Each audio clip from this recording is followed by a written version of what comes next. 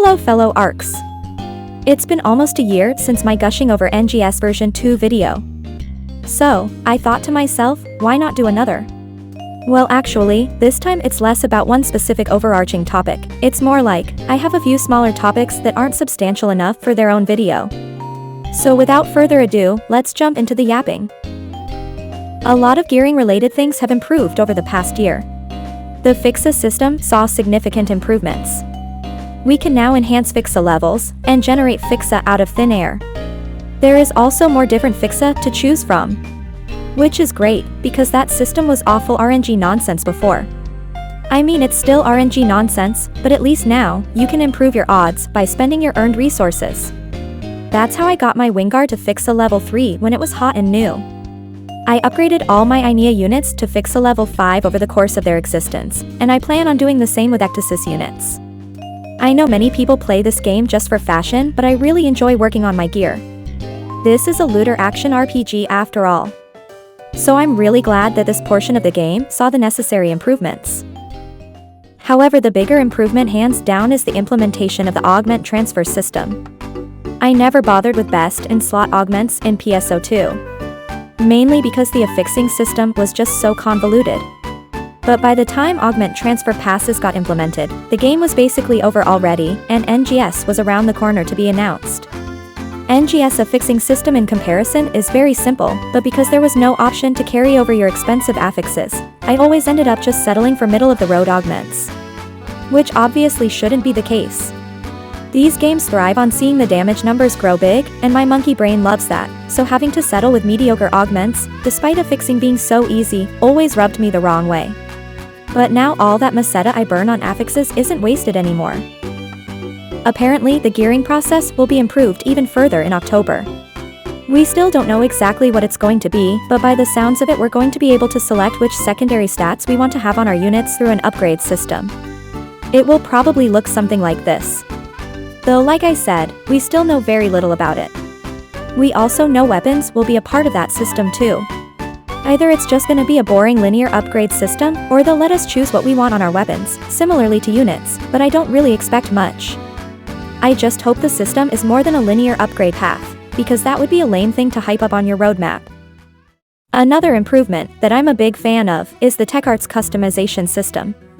Some of these customizations are game-changing, and can alter photon arts to excel at different things. It is everything PSO2 customizations should have been, but instead it was a grindy RNG nightmare that discouraged experimentations or swapping between builds. Here, there is absolutely no RNG aspect, and if you decide to switch to a different customization you keep the previous one and can switch back at any moment. The customizations are also roughly similar in their damage output, so the system is very well balanced. Some of these customizations also fix issues I had with certain weapons. I always hated how Hellzeus coat would push you back after you used it. Thanks to the TechArts customization system, I now have the option to either keep it and improve other aspects of twin daggers, or remove it outright. Not all PA get such in-depth treatment, but I'm really enjoying the level of customizability we do have, and I can't wait for the other half of this system to come out. All-ship matchmaking has been a fantastic addition to the game. Not only are we finally able to hang out with friends from other ships, but we also can farm content, or take screenshots with each other. I see a couple people ask for a server merge, but that wouldn't be good for the game. The current all-ship matchmaking works as well as it does because our characters temporarily go to a separate cross-server ship. Our servers wouldn't handle something like this permanently. I mean, we saw what happened on the launch of NGS, the game wasn't playable because the servers were too congested. All-ship matchmaking is a fine solution for that though, and I'm glad the devs are expanding it. Most recently, we saw the addition of the Mars system. A customizable system that is very reminiscent of the Dark Blasts from PSO2 with an AAS coat of painting. I personally find it very fun, but it is in a rough state right now. Hydra Termination is way too overpowered. Some of these attacks feel like they're missing a 0 in their damage values, and there is some weird fuckery you can do to completely invalidate most attacks at your disposal. Couple that with a training quest that feels like it was thrown together at the 11th hour, and is only available for a short period of time. I think this system really needed some extra time in the oven. It's cool and I enjoy it a lot, but it suffers some extreme balancing issues that I hope will be ironed out before we get any content where their use is mandatory. I would also love if some of our class identity carried over to Mars. It's quite frankly silly that blight rounds can't be used on Hydra or tech players can't inflict elemental downs on Scylla or use their buffs. I hope the devs do something with this, even if it's just class-related passive abilities, anything would be nice. Now, let's talk about some card games. Line Strike has been a ton of fun. It's a small card game that the devs implemented just for fun, and it's causing my play sessions to be much longer than they otherwise would be. It's very simple to pick up and play, but is surprisingly deep. It reminds me a lot of competitive Pokemon, where not only do you need a sound strategy, but also predict what your opponent is going to do, interrupt their plays, and get the upper hand. Very rarely do I feel like I'm losing due to pulling the wrong cards. It's usually due to my lack of planning or foresight. Sometimes the correct action is anticipating your opponent using certain cards and acting accordingly. It's also very cool to see all these artworks from the abandoned PSO2 TCG get a second chance in Line Strike. A lot of good art would otherwise go to waste. But perhaps the coolest part about Line Strike is that they made this game mode so robust that it's possible for the community to host its own tournaments. The devs will never be able to release enough content to satiate people, since consuming gameplay is much faster than developing it. So, giving us players the means to create our own content is wonderful, and one of the biggest strengths of MMOs. Kagerasu was holding a tournament just recently and I participated in it. I placed second. It was a lot of fun, and Ship 2 was definitely the most competitive one. Everyone had some pretty robust strategies, so every match was a joy to watch. I unfortunately had to battle my own alliance member in the semi-finals. That was a tense duel. I also really enjoyed watching Kajaf on Ship 1, his lightning deck just destroyed the competition. I would like to go through my matches and explain my thought process. First of all, here is the deck that I used. And here is a crudely drawn explanation of how this deck works. As you can see, my light cards all talk to each other and make good use of movement and positioning. I'm planning on making a proper Line Strike guide later in August since I saw a couple of participants that really needed help with their strategies. I hope you'll look forward to that. First up, we had a battle against Eat More Vitamins. I began with a pretty good opening hand, so I put cards in the middle lane to apply pressure, and then reposition them with Azanami later. But Catardran repositioned them for me, so I decided to stay and observe.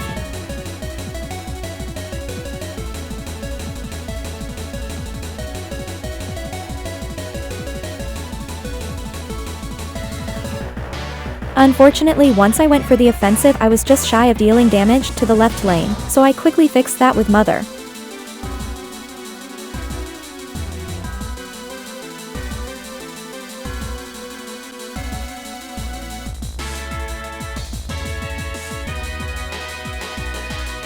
Here comes a surprise Clarice Clays though, but I have a base card so I'm fine and decide to stay.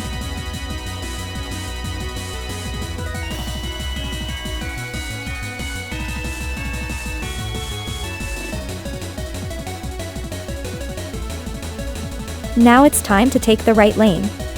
I summon Dark Matoy, which will stun my opponent's Clarice Clays. I anticipated them summoning something strong on the right lane, but they summoned Mother in the middle lane instead. I assume they anticipated me to try to steal middle since it's barely guarded. And if I had Corella in my deck, that would be a legitimate concern. But now they're left with 3 Photon points, so either they summon a card in the empty slot, which could give them 20 attack if it's a Xeno, or override summon on top of light, but that would only give them 13 attack, and wouldn't be lethal to me. So regardless of what they would do, they were cooked and I took the win. Next up was Vahu. My hand was loaded with expensive cards, so I decided to play Ixion and observe.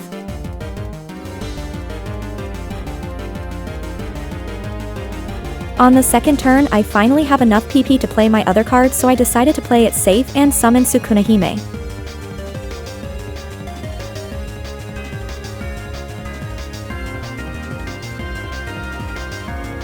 At this point, the middle lane has so much pressure on it that they have to defend it, so I summon my Clarice Clays on the right lane. Because they have an attack advantage, I can summon her for 4 PP instead of 5. They do unfortunately disable my Xion with an attack debuff, so that's a bummer. I move my cards to start working on the other lanes, and weirdly enough they play Rogio. I was really confused by this play because now a Luther play would kill their middle lane.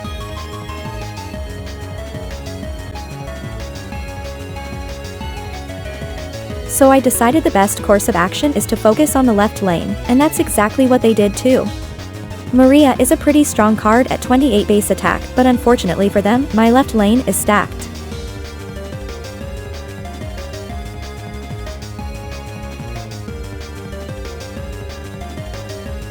I anticipated they could play a Persona or Dark Matoy, so instead of going all out I decided to play it safe, apply a base guard and buff my Rappy.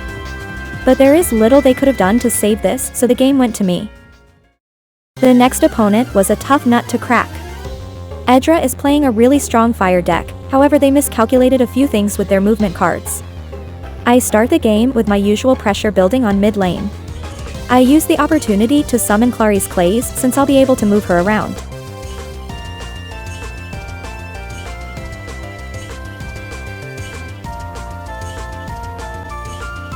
Funnily, we both end up abandoning middle at the same time, and this is where the cookie starts to crumble. They lack power on the left lane, so I end up dealing a lot of damage for free.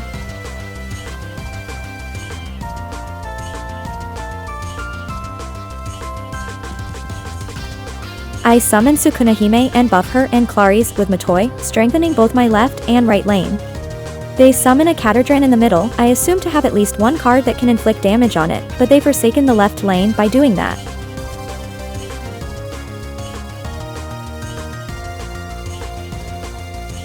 So, I decided to stall it out a little bit and stun their middle and see where the game goes from there. They decided to stay, so that unfortunately means they lose the left lane.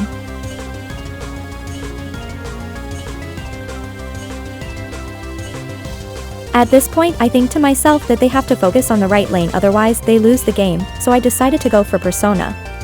They have 6 PP, so I expected a Huey in either of these two slots.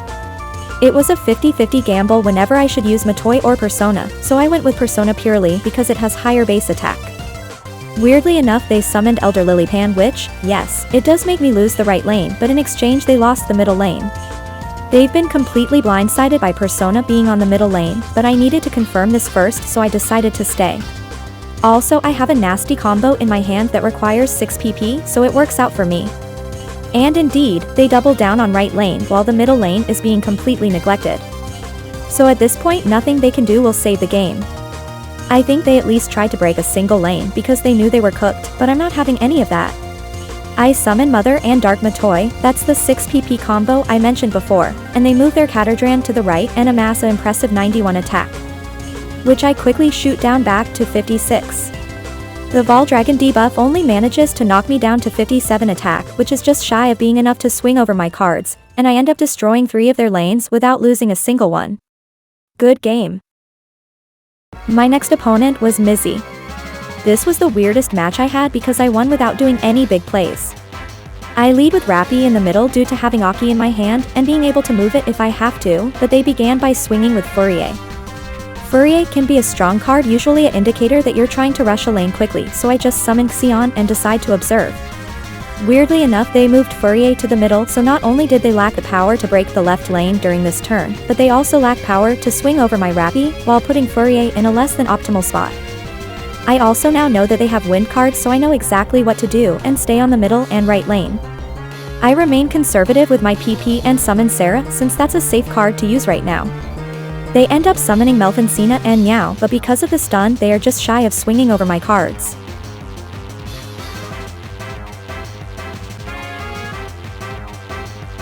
At this point they have to save either middle or right lane, otherwise they lose the game, so I summon Mother in order to strengthen both of them.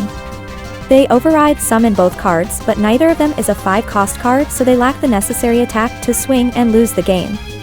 That was a very quick game, and I wonder if they would have played differently if I broken one of their lanes sooner. After all, you gain card advantage if you lose a lane, and sometimes delaying a break can really choke your opponent. Either way, good game. Next up was Snaz, one of my alliance members. Snaz has a really good pure dark deck, so I knew I was in for a ride. We both end up staying on our first turn. I stayed because the only cards I could play are reactionary, so that wouldn't make much sense as a opener. I stay for another turn and he finally summons something. Feyleg is a great card. For a 4 PP cost she comes with a lot of attack.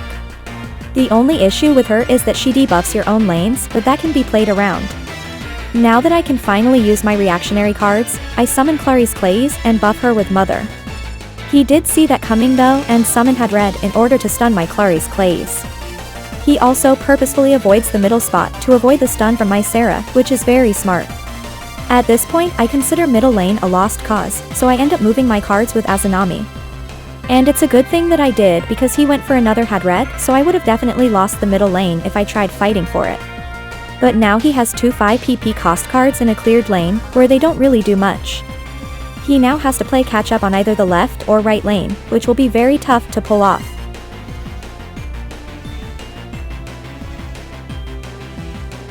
I didn't anticipate Barbara, which ended up wasting my Mother, but overall I'm still in a good spot on both lanes, despite this setback.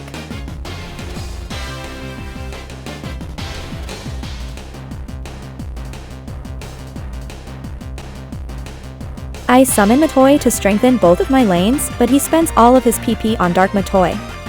That stun came way too early and ends up dealing too little damage to be dangerous.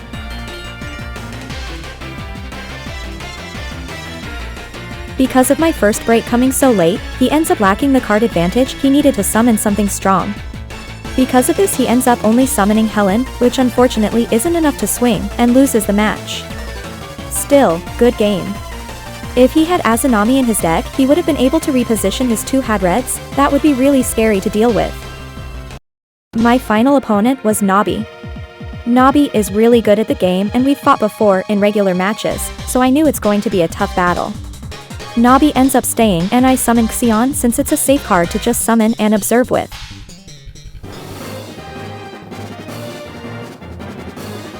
On the second turn he summoned Clarice Clays and Rudith, which unfortunately moves my Rappy, but that ends up working out for me since now my Rappy can start dealing damage.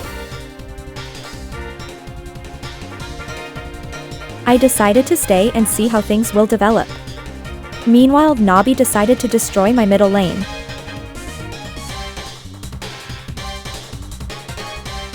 I summoned Sukunahime on both left and right lane.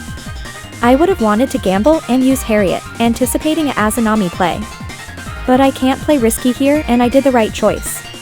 His Clarice Clays isn't able to swing over my cards, and now left lane is in a dangerous spot.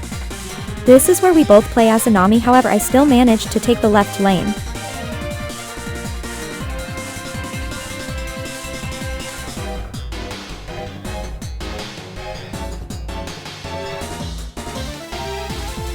At this point summoning Harriet was a no-brainer and Nabi skillfully predicts that by blocking her with Doo-Doo. I wish I had such prediction skills myself because this is where I fumble and end up losing the game.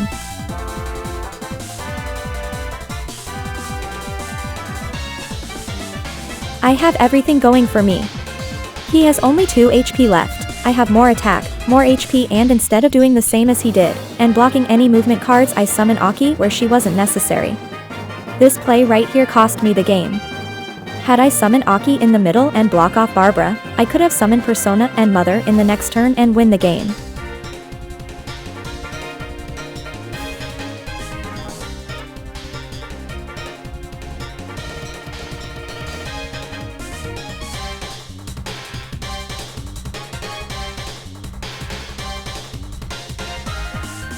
I'm not mad though, this was a great match and I learned from it.